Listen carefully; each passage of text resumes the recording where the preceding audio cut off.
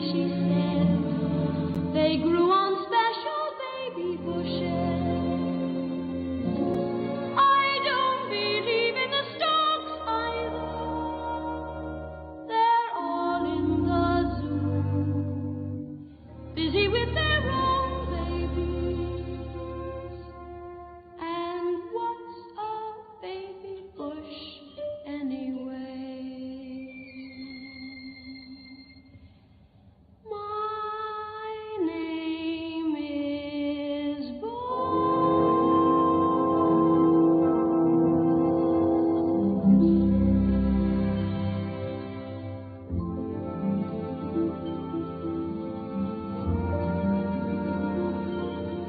I'd like to swim in a clear blue stream where the water is icy cold. Then go to town in a golden gown and have my fortune told. Just once, just once, just once before I'm old. I'd like to be not evil, but a little worldly wise, to be the kind of girl designed to be kissed upon the eyes. I'd like to dance till 2 o'clock, or maybe dance till dawn. Or if the band could stand it, just go on and on and on. Just once, before the chance is gone. I'd like to waste a week or two and never do a chore, to wear my hair unfastened, so it belongs to the floor. To do the things I've dreamed about, but never done before. Perhaps I'm bad or wild or mad, with lots of grief in store. But I want much more than keeping house. Much more, much more, much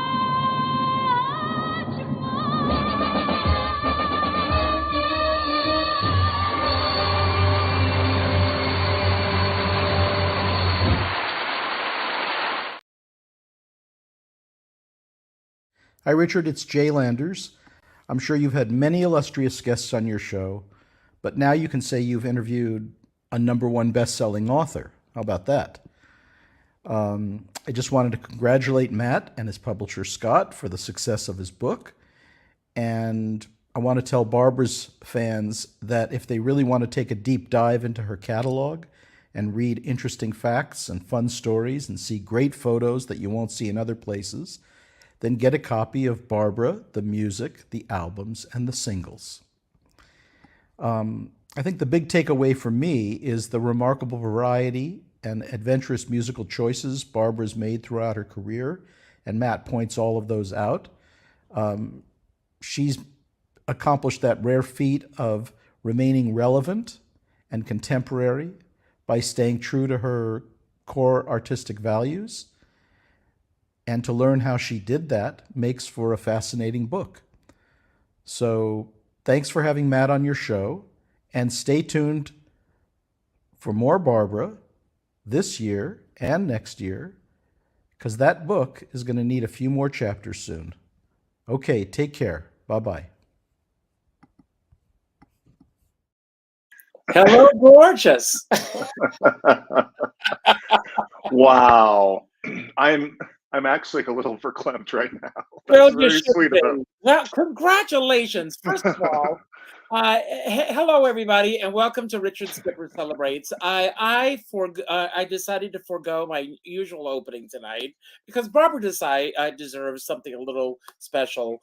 I can't believe that it was a year ago that we celebrated her 80th birthday. And you can go and look at that. We have got great montage there. My name is Barbara. Premiered, can you believe it? 58 years ago this week. Did you know that? Well, now that you played the clip, I'm like, oh, of course. Well, do you know how I know that? 1965. Well, do you know how I know that? You were watching it? I don't know. Because it's in your amazing book. I mean, Okay. this book is, it is so amazing, and I have to tell you, everybody, you've got to get this book. It is, if you are a fan of Barbra Streisand, and who isn't, this is the definitive book on her music, and we're going to talk about this. You know, I was very fortunate to have Jay Landers, who we just heard, on the show last month, and Jay, you know, I heard him say something when he was on your show, and how lucky are you that I had him once. You have had him. How many times has he done your show? Well, he's done it twice, but because we covered so much and because he tells such great stories, we extended each visit by 3. So yeah. I think 6 episodes maybe altogether, but that's because he's so delicious and giving and tells some great stories. And he's the reciprocal of, at least since the 90s, of working on every Streisand album. So he's a very, very important person. Yeah. And I was looking this morning, I was going through this again this morning, and how many recordings of People did you say that she's done? I mean, you have. Oh boy. Jay Landers said that you leave no Barbra Streisand stone unturned, and that's absolutely true. And one of the things that there's so many things that I love about your book, and I'm going to dissect so many of them on the show today. Everybody, get ready. You're going to need an insulin shot after today's show, because I just absolutely, I love you. Don Berger says, don't forget that Shirley MacLaine's birthday is also today. I know that, Don, right. Today's show, we're celebrating Barbra Streisand. You've got to write a book about Shirley MacLaine. I wish I knew more. You know, I just watched her. She made a movie which she starred as herself, which was the adaptation of the book about finding her past lives. She was really good in it. Yes. You know, the funny thing, the true story, years ago, I was doing summer stock, and I was in Front Royal, Virginia, and I am under a tree reading this book. And in the very beginning of the book, she said, I was born near Front Royal, Virginia. And I went, woo, woo, woo, woo, woo. There it was. Right. So, she and Warren Beatty are Virginians. Yes. So every time I pass through Front Royal, I think of her. I want to go back. When, where, and how did it begin for you? Your love of Barbra. I'm slightly older than you, more than slightly. So I know where it began for me, but where did it begin for you? It was Yentl. I've talked about this before, but I mean, I bought my sister an Olivia Newton-John album for her birthday in October. And back in the day, when we opened it up and we put it on to play it, it was vinyl and it was warped and wouldn't play. So I took it back and got another version. It was warped and wouldn't play. So then I took it back again and I was like, let's try something different. And I said, Yentl, that Barbra Streisand, that seems interesting.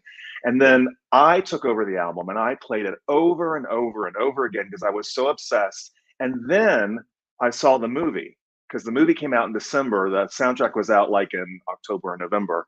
And and then when I saw her hang on to the side of the boat and sing Papa Watch Me Fly, and then the camera goes back, and then that note held forever and a day, I was completely obsessed and a fan forever. Well, I am old enough to remember a lot of these television specials when they first aired. And I had one of my favorite television specials, which will surprise a lot of people. First of all, what do you have a favorite out of all of the television specials that she did? Yeah, these days I tend to go for concert specials, and like tonight to celebrate Barbara, I think I'm going to watch Timeless because I haven't seen it in a while. That's great. Timeless is fun, but I also like 2006, and I love to go on Netflix and watch the music, the memories, the magic. Well, I'm going to go even further back. Yeah. One of my favorites was Barbra Streisand and Other Musical Instruments. Yeah. It was just so unusual, and for her to have this. And one of the things that I love, I'm going to ask everyone. We've got a quote here from Yvonne. I want this to be an interactive show today. So everyone, and if you want to come on, I can send you a link so you can actually come on and ask Matt a question. I'm taking a page from your own podcast, Matt.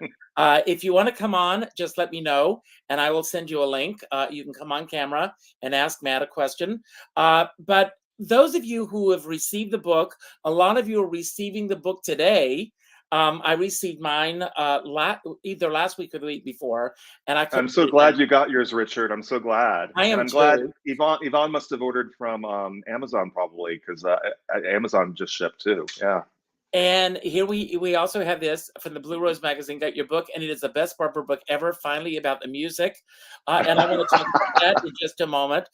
So, everybody, if you look through the book, I know that you're just getting it, but I want you to look through the book, and I want you to point out what you already think will be your favorite aspect of the book. And let us know when we'll bring that on so we can talk about these things, because what I love, as Jay said, that you leave no Barbra stone unturned. One of the things that I love about your book is that you really tell the behind the scenes of the albums and the specials and everything.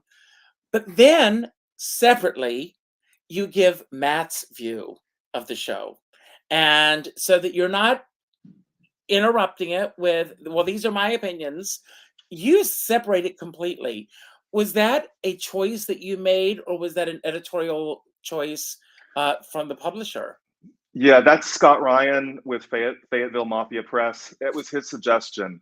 And I fought him on it at first. I said, well, I don't give my opinion on the website. It's just factual. It's just factual. And he said, well, you have to give your opinion. And at first I was embarrassed, and I was afraid, that the fans wouldn't like me if I said, what I really thought. But frankly, it became more freeing as I went along. And I enjoy giving my opinion. And my opinion's not bitchy or mean or unfounded in fact. And sometimes it's just personal opinion. I don't like rock so much. I don't like classical music. So I mean, what am I going to do about that other than you know what you like and you know what you don't like? It's very interesting, because in the world of Judy Garland, for example, she has rabid fans, and Barbra also has, with all due respect to all the fans out there, rabid fans. Oh yeah. And when it comes to those rabid fans, there also comes a sense of ownership with the fans. And so fans are like, no, they are right in terms of their beliefs of her, and they do not want to hear sometimes what other people's opinions are of this. What are the pluses and minuses that you have dealt with? Because it's not just this book. You've got the Barbra archives, and they've been going back a long way. And look over your shoulder, Matt. I mean, there you are with Barbra. No, I'm looking at the photograph. Is somebody coming for me already? I'm looking at the photograph of you with Barbra. I mean, yeah, and Jamie Foxx. Jamie Foxx and me and Barbra. Tell us about that photograph. And then I want to answer your thing about pluses and minuses about that. But the photograph was taken backstage during the Netflix taping, which would have been December. I think it was 2016. I think that's right. That was down in Um, Miami. Miami, yeah, it was December the 5th, and it was 2 days after my 50th birthday. So what a present that was. But I mean, the pluses and minuses of giving my opinion. The pluses is I've been sent and I've read, and people have sent me emails and DMs thanking me already for the book. It's a little overwhelming, I have to say, that like I wrote this thing, with my publisher, we put it into this book form, and then we mailed it out to everybody, and then they're coming back to me and saying how much they're enjoying it. So I have been reading that people are like listening to albums or songs that they haven't considered in a long time, and that was really like one of my main goals. Like, oh, not every 12 tracks or 14 tracks on an album are home runs, but a lot of them have been forgotten or just need to be reconsidered. So that's a plus. The minus is, and you kind of hit on it, Barbra's woven into our lives. People were married to her. People lost their virginity to her. People saw their first R-rated movie with her. Some people dressed like her, got their hair permed like her. So like, she's such a part of people's lives, and I get that. And for me to say that I don't like A Star Is Born so much is like a mortal wound to some people, and I get it.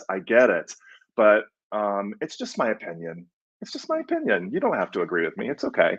And, post about it or write your own book about how A Star Is Born changed your life. Well, speaking of writing your own books, I think that Jay said there are about 60 books written about Barbra.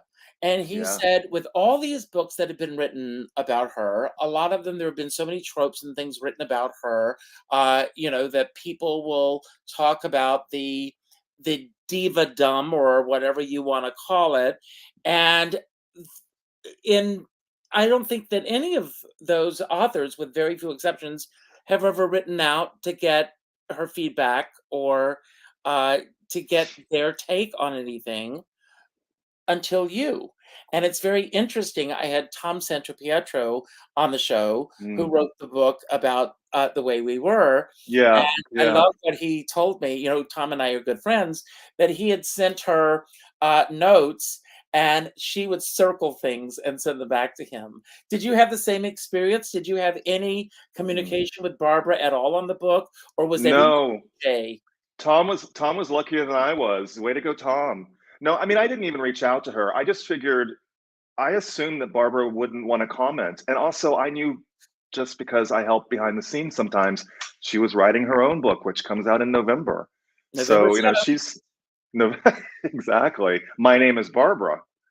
So anyway, I didn't even reach out, but I did manage to use a lot of the Sirius XM interstitials that she recorded when she had her own radio station. And I don't think a lot of people have heard those. You had to have been a subscriber. Right. And she talks, she gives us a lot of information about her albums on those interstitials that she recorded for Sirius XM. So I got some good stuff in there from that. Now, when did the Barbra Archive start for you? Oh my God, Richard, there's so much happening. I started Barbra Archives early May 2003. So in just a few days, it's going to be the 20th anniversary of Barbra Archives. Unbelievable. Were you surprised, or are you surprised at how that took a life of its own? Yeah, because I remember playing around with web design and changing the look so many times, and at one point during a redo, I thought, maybe I should start giving my sources, because it's not like I make the stuff up, but I would start getting more questions from, let's say, the Oprah Winfrey team, or sometimes Barbra's team would contact me and say, where did that quote come from? And I'm like, let me look back through my notes. So I don't know. I mean, at one point I started, putting my sources. Now, of course, the book is sourced throughout. So, whenever I'm giving somebody's quote or, information or factual info, I'm sourcing it. But I guess that's the way the website's changed the most for me, is I've just become a little bit more professional, you know, not just throwing up quotes that I find along the years.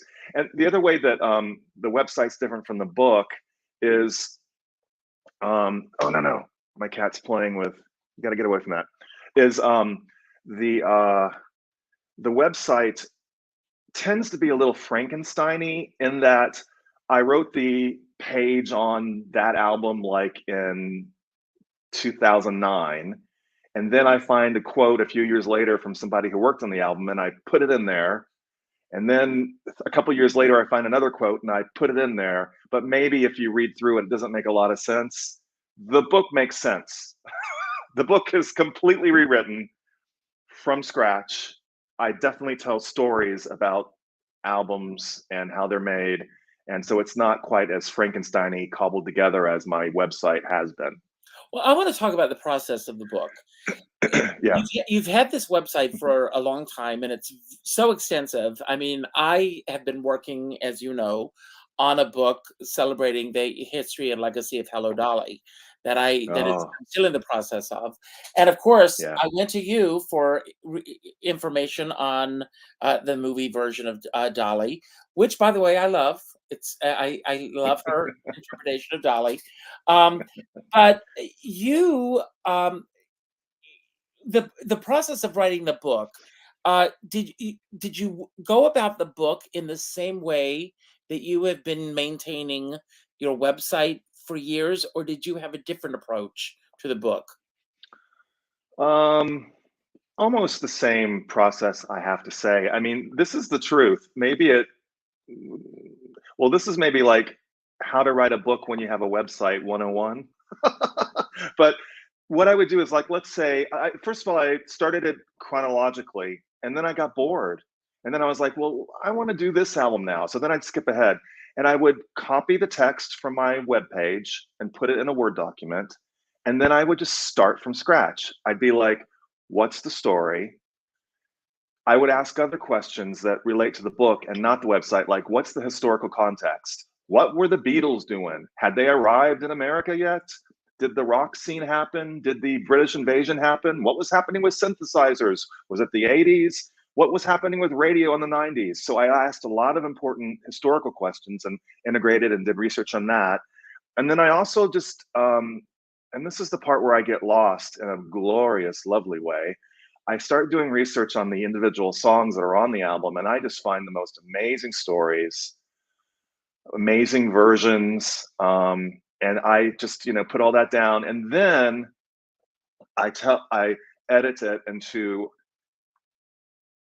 an album that makes sense from start to finish, and that fits in with the one that came before it, the one that comes after it, or the decade that I'm in. I don't know if that's too much information, but that's kind of what I do. As a matter of fact, there's so much information that I want to give. I don't want to give away too many spoilers in your book, but Jay said it himself. You're going to have other chapters added to the book because there's so many things coming out.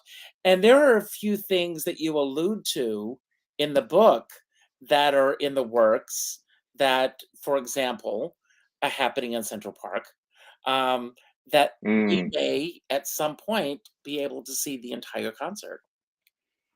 Yeah, I mean, I don't think it's, well, I definitely write about it, so it's not a secret. But yeah, they finished a cut of the entire thing. So it's just, everybody knows how Team Barbra goes. I mean, these things have a time and a place, and to be released. And the time and the place hasn't happened yet, but I'm sure it will sometime.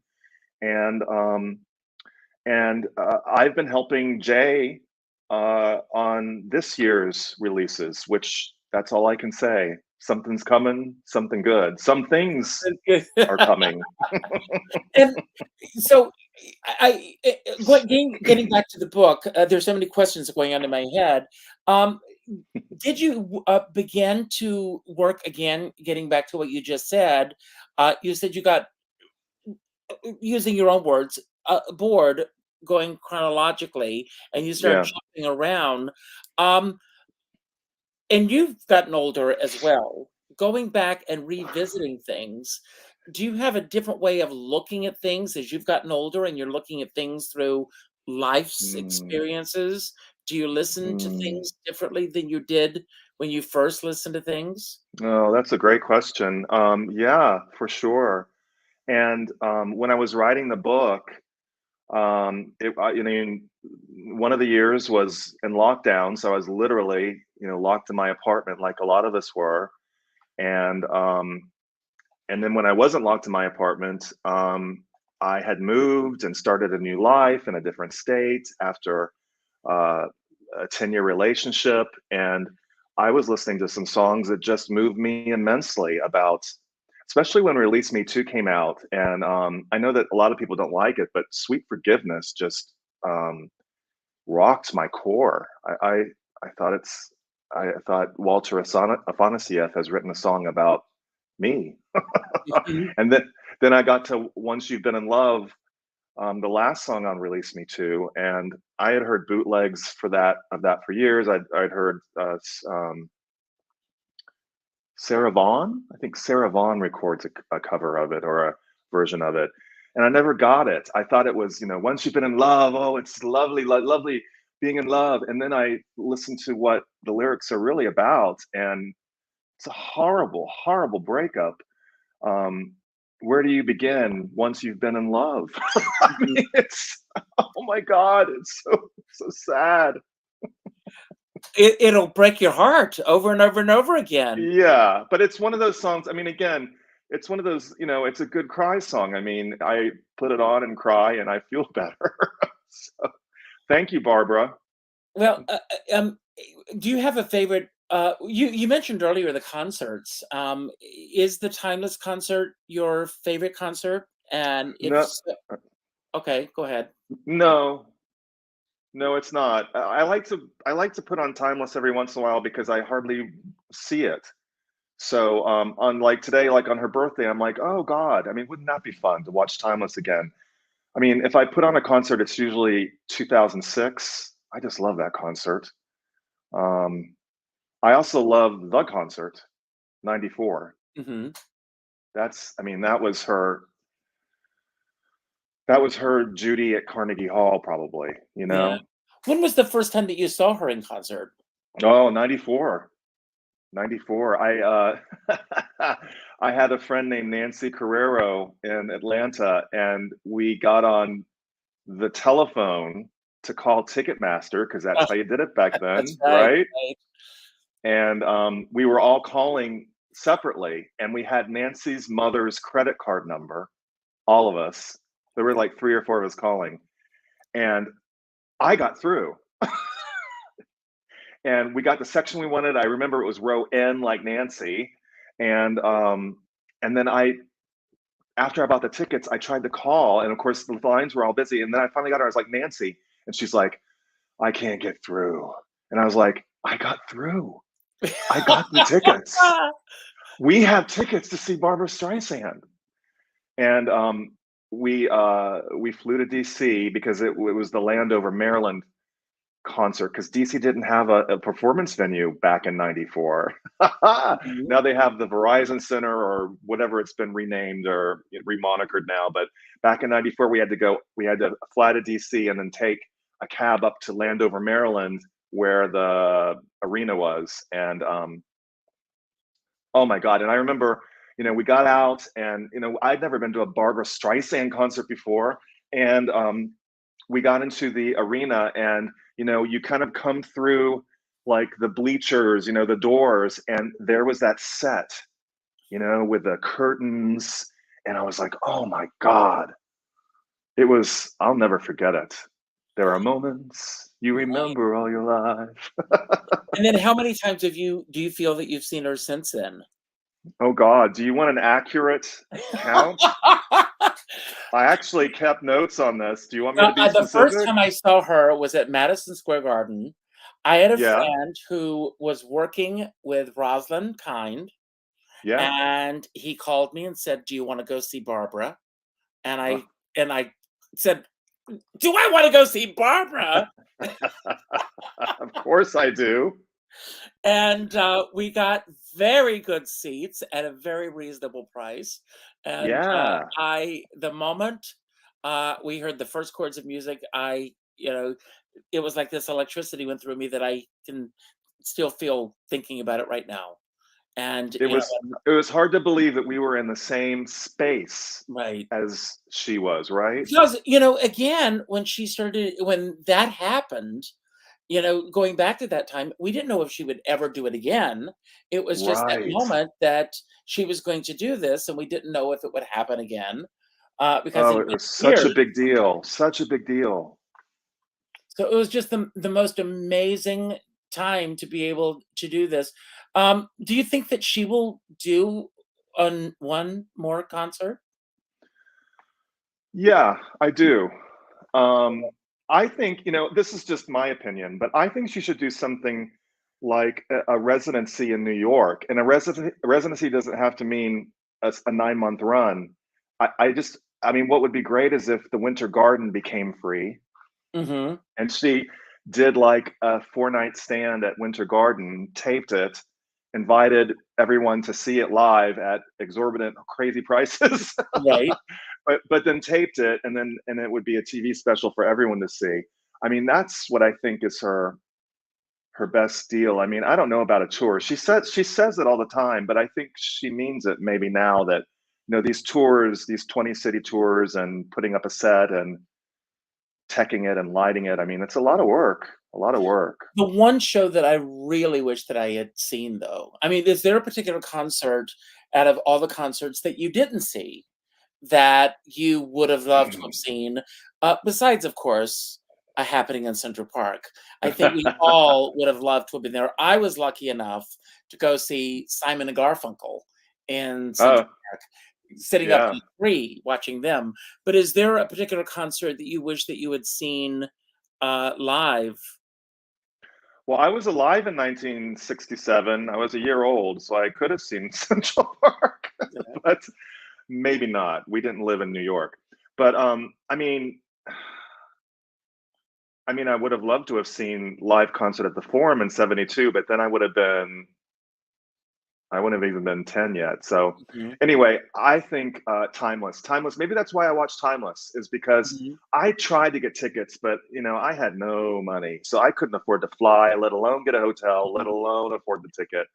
And I was really bummed I had to miss that. And I'd love to see Timeless. So I'll just watch it tonight instead. Well, the Village Vanguard concert, I would have loved to have been able to see Oh, yeah. I mean, that would have been just to be so close. because How of the cool would that have intimacy been? of it, just to get back to the roots of that. When I had Jay on the show, um, because Rose Apuzzo, and I'm gonna bring on a photo of Rose because today, Rose was, I think this is the right. Everybody, I know you've traveled from all over the place. Oh, that's the video. Um, Here's Rose in Central Park because they dedicated a tree in Barbara's honor today. Uh, Uh, and that's here's awesome. and here's Robin, out Oh, there, always working. So, but oh, she Rose, looks great. uh, but Rose had reached out to Jay Landers to get, and he said yes. So thank you, Jay, if you're watching this. Yeah, thank you, And Jay. and I wanted to go back, and I really went back and I studied the recording of Barbara at the Bonsoir, which was supposed to be her first live recording, and Hmm. that, of course, didn't happen for a myriad of reasons. Read the book, Hmm. everybody, to find out why. Um, and but it's just one of those that got away at the time, and timing is everything. But I think that everything happens for a reason, and I think it was apropos that it didn't come out at the time, so that many years later, after this amazing career that she's had, that we do go back and see where it all began. Well, my publisher Scott said this. It's kind of a joke, but it's true. It's perfect timing for my book because it starts in '62 and it ends in '62, which is the year that Bonsoir was recorded as her first album, and then it was released, 22, right? 22. I think it was last year. Yeah. Um, yeah. So I mean, I just think that's amazing. And there's been bootlegs of that album for years, but this is it done right. And God, does it sound good. It sounds incredible. Woo. It's a great recording. Now it's a great recording. But getting back to what was the impetus for you to write this book? I mean, obviously we've got the website and everything's there, but now we have the book to go with that. What was the impetus for you? Well, Scott asked me. I mean, Scott Ryan reached out and said that he liked my website and that I should write a book about Barbara's music. And I just thought that was a great idea. I'd always wanted to write a book. I tried self-publishing years ago and found it to be a pain in the ass. I've seen other, not Barbara books, but other sort of fan books that have been self-published, and they tend not to look so great. Mm-hmm. And if you don't understand CMYK versus RGB, it can be a mess. And anybody who knows about printing and color spectrums, or whatever it's called, color libraries, knows what I'm talking about. But I felt honored to be asked by somebody, and I thought it was a great idea. And was it an easy sale for you? I mean, right away, was it? Did you jump at the chance to do this, or did you say, "Let me think about it"? How did that begin for you? I think I said, "Let me think about it." I think I did. I'd have to ask Scott. He did get back to me. So it seems like we talked about it more than once. He did get back to me and said, the day that he called or texted, he said, "What other publisher is playing Guava Jelly from Butterfly in his car right now?" So, I mean, Scott was an inspiration too, because he is such a lover of Streisand's music, and he's a freak over the concert. So every time we talk about the concert on our little YouTube videos, he great, by the way. I love your YouTube videos. Well, they're fun to do. It's a little bit of work. It's a few hours, and Scott has to edit them. But every time we posted, we sold 3 or 4 or 5 books. It's a way to get the word out. But I think we also got ourselves a little following. And it was kind of sad when we ended. And then people were like, come back, do a sequel, talk about one album at a time. Anyway, well, the funny thing is, the two of you have like this rapport. It seems like you've been lifelong friends, and you come across. We haven't even met in person. But you come across like a comedy team. Like you just bounce off of each other so perfectly. Right. And then add Jay into that mix, and it's a perfect trio.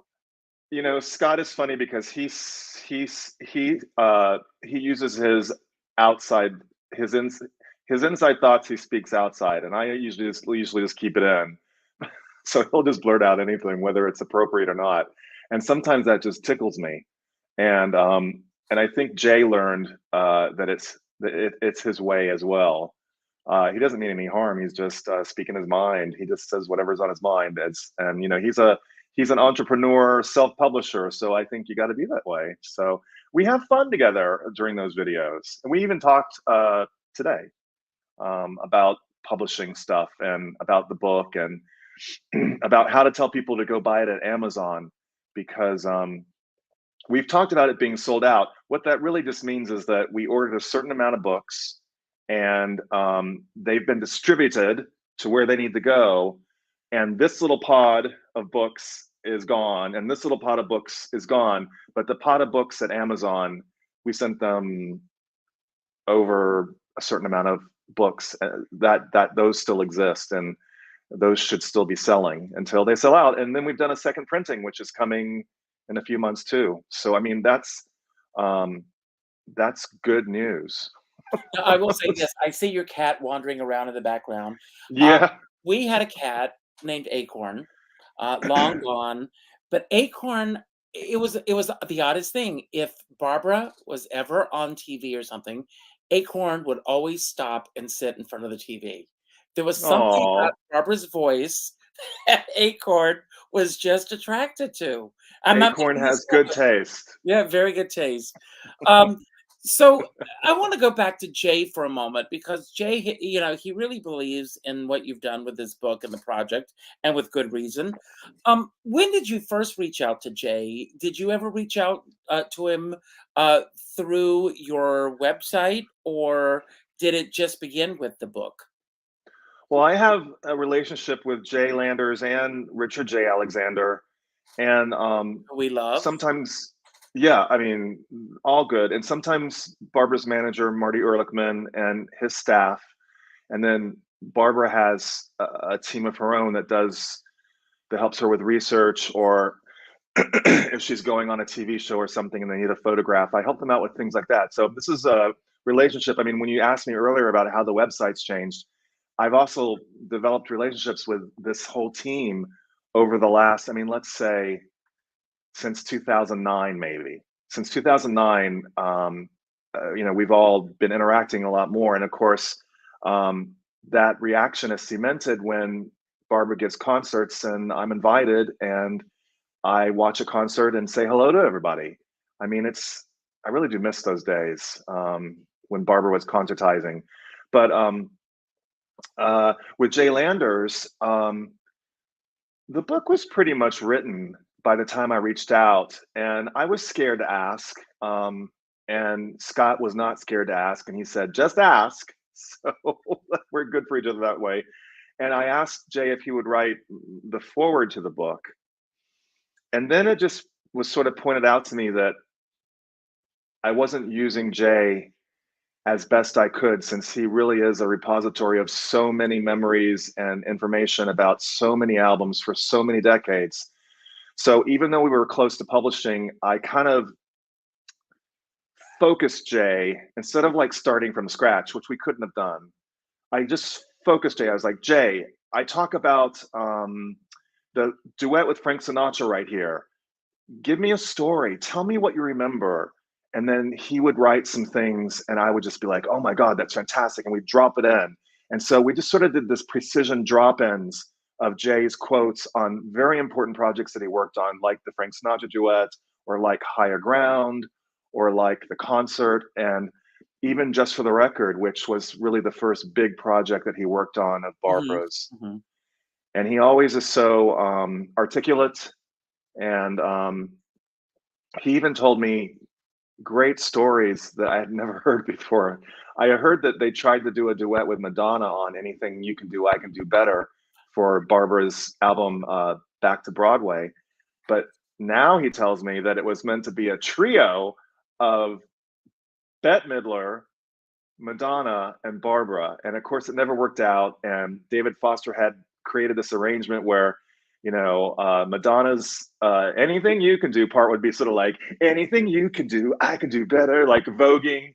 And then Bette Midler's was supposed to be like, Wind Beneath Your Wings or something, like anything you can do. I mean, anyway, I'm making this up. I haven't heard it because it doesn't exist except as a demo. But in my mind, it's fantastic. Well, of course it is. How could it not be? Wouldn't you want to hear that? Of course I would. I am a real believer in manifestation. Me personally, and when I look at you, and you mentioned that when the Timeless concert happened, you said I couldn't even afford to buy a plane ticket to go and see that if I wanted to, and then move forward in your life, and you're being invited to these concerts, and you're being invited backstage, as you can see. Could you have imagined that this would happen because of your love? Because it's a passion that you have. And obviously, it's more than just a passion, Matt, because you are, and I call my show Richard Skipper Celebrates. You celebrate her on such a level. And you have, am I making you cry? Yes. Okay. It's good. Listen, I've had COVID, so I don't blame it on COVID. Call me Barbara Walters. Yes, Barbara. Are you going to ask me when I'm going to get married? Okay, yes. Go ahead. No. Are you planning to get married? No. Okay. And Barbara's going to sing at your wedding. No. but could you have imagined that that you would have created this life for yourself?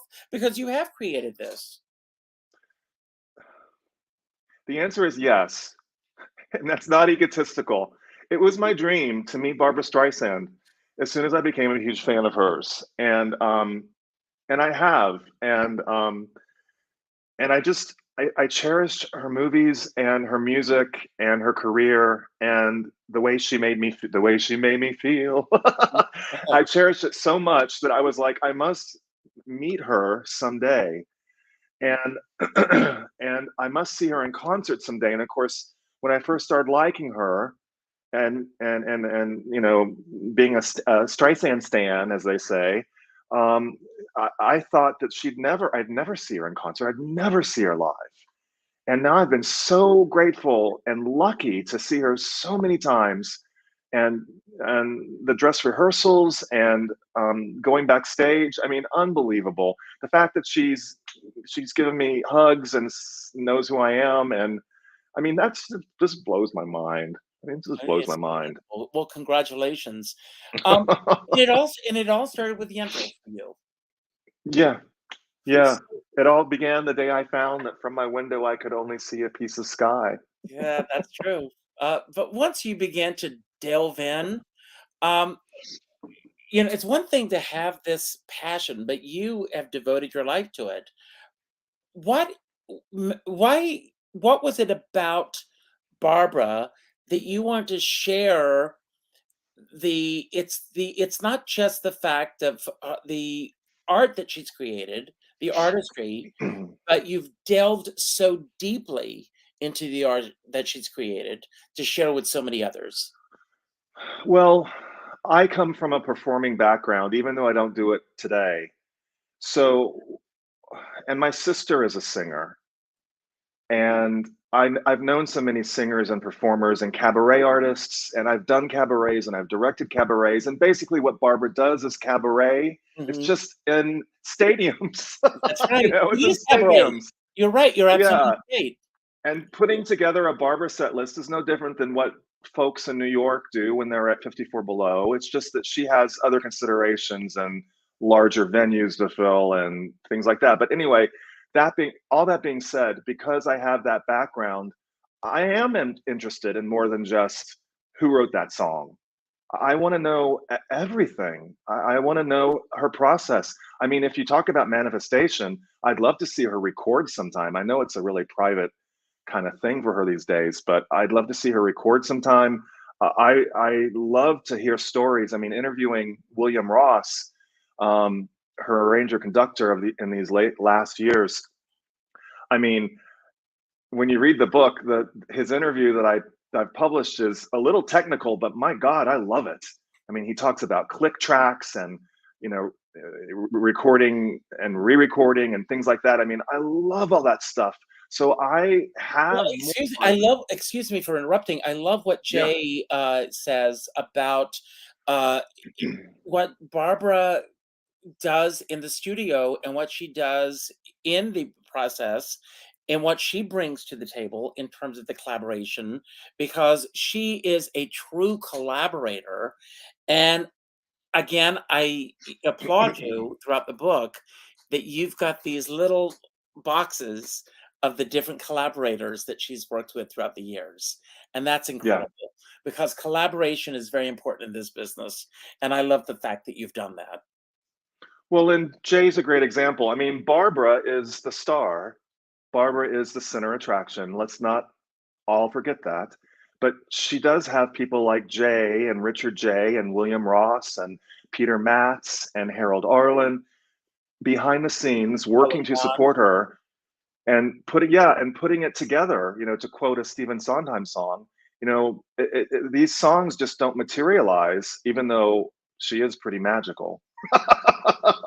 But I also think that she wouldn't talk about, because I think she is modest, I think she wouldn't talk about the sweat that goes into, and of course it looks so easy and so effortless to us, but they work very hard behind the scenes, and I want to write about that. That interests me. I hope it interests other people. you Keep know? talking. I'm looking for a quote in the book that I want to. Oh, Yeah. uh, I love what Richard Rodgers wrote on the back of Simply Streisand. He said, Oh, "Nobody yeah. is talented enough to get laughs, to bring tears, to sing with the depth of a fine cello or the lift of a climbing bird. Nobody, that is, except Barbra. She makes our music world a much happier place than it was before. Sincerely, Richard Rodgers." I mean, Yeah. what a great thing. And this was so early on in her career that he wrote that. Well, and she was able on her first few albums to get some of the songwriting greats to write the back cover album liner notes. I mean, Harold Arlen wrote some, Richard Rodgers. And I love that I love the story that you mentioned in the book that when Sondheim met Barbra, and he said, "What is this thing that about?" And I'm paraphrasing, forgive me, that you and Harold Arlen had, and she Right. talks about that connection they had because that album or that of Harold Arlen and Barbra is truly, and they only do just a couple of tracks together, but it's truly one of my favorite CDs. Yeah. Yeah. Harold sings Arlen with a friend. That's Yes. actually out of print. So if you can find it on eBay, snatch it up. Here's from Steve Pugh. Matt, love what you produced, and thank you so much for your dedication. Uh, Oh, thanks, totally agree. Steve. Yes. And again, from Yvonne B. Matt, thank you for sharing your passion with us. We're all better Thank you, for it. I Yvonne. mean, it's great that you do this. Um, Yeah. the book is just completed. A lot of times, and I always love this, I'm not the kind of person to say, so what's next? Because there's so much how long did it take you from start to finish to create this book? This was 2 years. I started in 2020. Is that right? 2020, 2021, 2022. We printed it in 2022, and then it took forever to get here for the April release date. And we did end up shipping out early to anybody who pre-ordered through the publisher.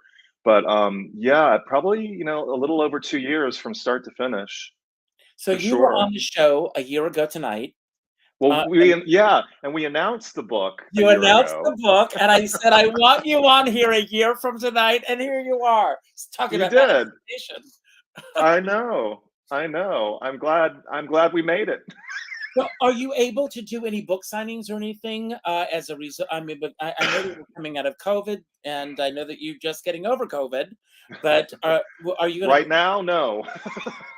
Right now. Oh, I'm still in my 5-day window. I think I'm okay. clear on Wednesday, but then I got a mask. So, excuse me. Anyway, no, the truth is, like I said, we've kind of sold everything. So we talked about doing a signing. We talked about maybe going to LA or something, but that just didn't happen. And obviously, it would have been screwed up this week. I mean, had things progressed and I had gotten sick like I had, but I also have a new job, so it's harder for me to get around. And I don't know, maybe in the future, I'd love to do that. I think that would be fun. God, is there like a Streisand convention? Streisand Palooza? I think you should start one. I mean, I mean, her fans are out there, and I know. I mean, Rose is one of them. I mean, they were all planting a tree in Central Park Yeah. today. In the 90s, Alison Waldman and that group used to do conventions, Streisand conventions, and they did one in Los Angeles, and then they went to go visit Barbara's compound in Malibu, which you can no longer do. And also in the 90s, they did one in New York City, and they had Barry Dennen, from Jesus Christ Superstar, and who was her friend and sort of mentor in the early days. He came and played his tapes, his famous tapes that he never gave back to her that he recorded in the 60s. Anyway, yeah, I wish I was around for those. I've seen pictures and stuff, but that was sort of before my day, before my fandom, before I sort of checked in and found everybody online. I mean, online has been the great tool for us all to find each other, the Barbra Streisand fans. I think especially lately, it's just been really great. I mean, it's helped us sell the book for sure. And it's where I've met a lot of fans. I mean, I meet them online, and then sometimes if I'm in their city or something, I meet them in person. Well, I hope It's this been is gonna fun. happen. And you're in North Carolina now, am I correct? I am, yeah, in Asheville, North Carolina. Uh, Beautiful town. well, I know it very well. I'm originally from South Carolina, so Yeah, but yeah, yeah. favorite version of People. 94 concert. First be a person who needs people. Not bad. Not bad with COVID throat. No, not bad at all. Not bad. That note, that people. What is Favorite, yours? my favorite version of People, Yeah. from the movie.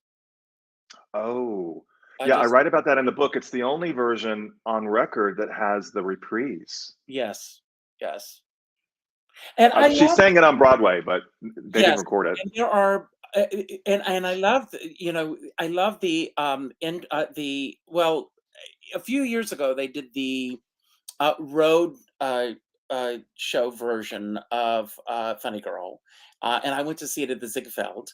Yeah. And I love the in-track music and the exit music. I wish that they would put all of that on the Oh, cast recording, and you talk about that in the book. It would be yeah, to have that, um, yeah, and Secondhand Rose, and those other pieces there. yeah. Favorite non-musical movie of Barbara. Non-musical. Prince of Tides. Why? Lately, Why? um, I think it's her best directed movie out of the three she's directed. I think it's also just besides the fact that it's Barbara and I love her so, I think it's a really good movie. Hmm. Like it's a good movie. Um, and recently, my friend Matt Clinton and I went to Beaufort, South Carolina, and visited the Buford, Buford, locations. Buford. No, it's Beaufort. No, there's a Beaufort, No, North Carolina, and there's a Buford, South Carolina. but when we were there, I kept saying Beaufort, and the locals kept saying it's Beaufort. Well, when I was in South Carolina, I was always told it was Buford. Am I wrong? I don't know. Am I wrong? You Somebody say set us straight. you say Buford, and I say I Beaufort. say Beaufort. Let's go on the road. Let's go to Buford or Beaufort, and let's do it. You can sell your Dolly book, and I'll sell my Barbara book, and then we'll do this duet. You say Buford, and I say Beaufort. What would Barbara say? Beaufort. I don't know. I don't know. There's Jay, that if scene. you're watching Ask Barbara, is it Beaufort or Beaufort?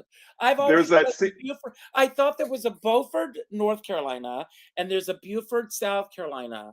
Honestly, all I know is what they told me when I was there, and I was just like, I'm so sorry, I'm so sorry. But anyway, we visited the locations, and what a beautiful town, and it was warm, like in October, and I mean that just made me love that movie even more. And we tried to get to the house where now I have memory fog, so forgive me, but the family lived. They lived on the beach, Mhm. and he goes jogging on the beach. We tried to get to that house, but it's in like a private secure island and they wouldn't even let us on. We were like, but we really just want to drive by because we're big Barbra Streisand fans. We want it. And they're like, turn around, sir. they weren't having it. So If you then had we tried. said we are Pat Conroy fans, they may have, Oh, yeah, his house is on that island too. His yes. house, I think it's been sold now. But anyway, that town is so beautiful. If anybody ever has a chance to visit, especially in warm weather, it's such a beautiful, beautiful trip. Nice people, beautiful island, great food. Well, I want to let everybody know later this week I have Austin Pendleton on the show, and Oh, yes, and Richard Maltby Jr. is on the show, and Dave mm. Pryor is my next door neighbor. So, Oh. and of course, Tell him how much we love starting here, starting now. yes, yes, yes. This hour flew for me. Oh, The hour's so, gone. so And fast. yes, but everybody. This book, it's just incredible. It's congratulations. I mean, when Thank you said you. a year ago that you were writing this book, I got so excited. And when the book arrived, it was beyond what I expected. And it's great. Oh, good, Um, good, good. Do you have a favorite section in the book? Yeah. I like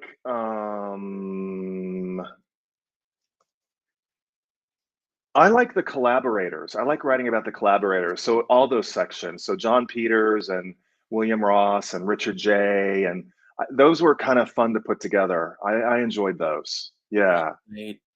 Well, Yeah. the next big collaborator is you. So that's the one I'm looking forward to. So I'm going to see it happen. I'm going to manifest it.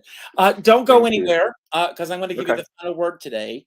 It could Okay. be about anything that we spoke about today that you want to build upon, anything that we didn't talk about that you wish we had, or just any final message you want to leave everyone with today.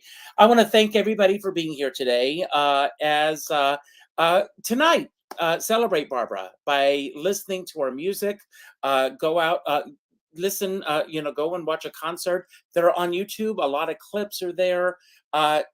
Just go down the rabbit hole tonight and celebrate all things Barbra. You'll thank both of us. Better yet, get this book. Order 2 copies. Keep one for yourself and send one to your best friend. Pick up the phone and call someone that you haven't spoken to in a long time. Not an email message, not a text message, not a private inbox message, a phone call. And let that person know what they mean to you. After all, fill in the blank. People.